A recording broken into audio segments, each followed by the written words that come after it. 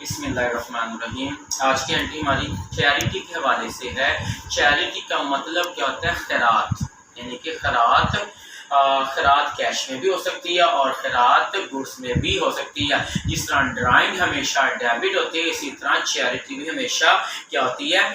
Debit होती है। तो एंट्री करने से पहले आप मेरी वीडियो को, मेरे चैनल को सब्सक्राइब करना मत भूलिएगा। अब हम एंट्री की तरफ आते हैं।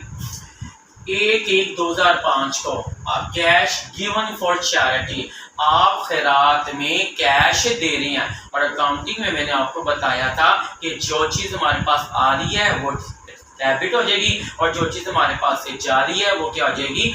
क्रेडिट हो जाएगी। तो हम 5,000 रुपया कैश अदा कर रहे हैं खैरात में, यानी कि दे रहे हैं। तो कैश हमारे पास से जा रहा है तो कैश को हम क्या कर देंगे?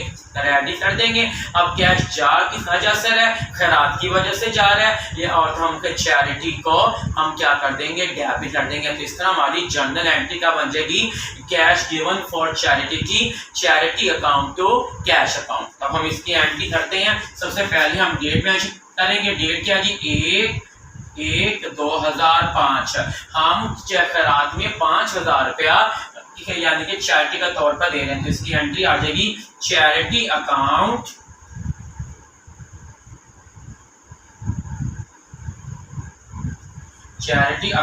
To cash account.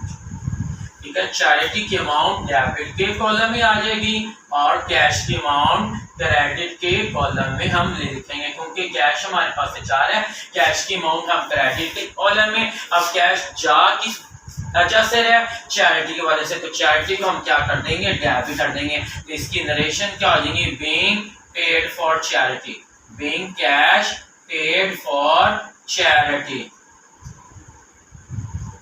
और इस तरह अपनी ये लाइन डरा कर देनी है। तो हम इसी तरह खैरात, क्योंकि हम कैश में भी हो सकती है और गुड्स में भी हो सकती है, तो गुड्स की एंट्री क्या होगी? हम यानी कि गुड्स दे रहे हैं तो गुड्स हमारे पास से जा रही है, तो गुड्स को हम क्या कर देंगे? क्रेडिट, यानी कि गुड्स को गुड्स नहीं लिखते। मैंने आपको कहा था गुड्स को हमेशा क्या लिखते हैं? परचेज लिखते हैं। तो परचेज को हम क्या कर देंगे? क्रेडिट, क्योंकि परचेज का मतलब भी क्या होता है? गुड्स। हम तो परचेज को क्या कर देंगे? क्रेडिट। अब डेबिट कैसे कर देंगे? चैरिटी को, क्योंकि आप गुड्स आपके पास से जा रही है, किस वजह से जा रही है? चैरिटी की वजह से जा रही है, तो चैरिटी को हम क्या कर देंगे? डेबिट कर देंगे। तो इस तरह आपकी एंट्री बन जाएगी charity account to purchase account. अब हम इसकी एंट्री करते हैं। गुड्स गिवन फॉर चैरिटी, आप 6,000 रुपए की गुड्स खैरात के तौर पर, चैरिटी के तौर पर दे रही हैं। तब इसकी एंट्री क्या होगी? एंट्री करने से पहले हमने डेट लिखनी है।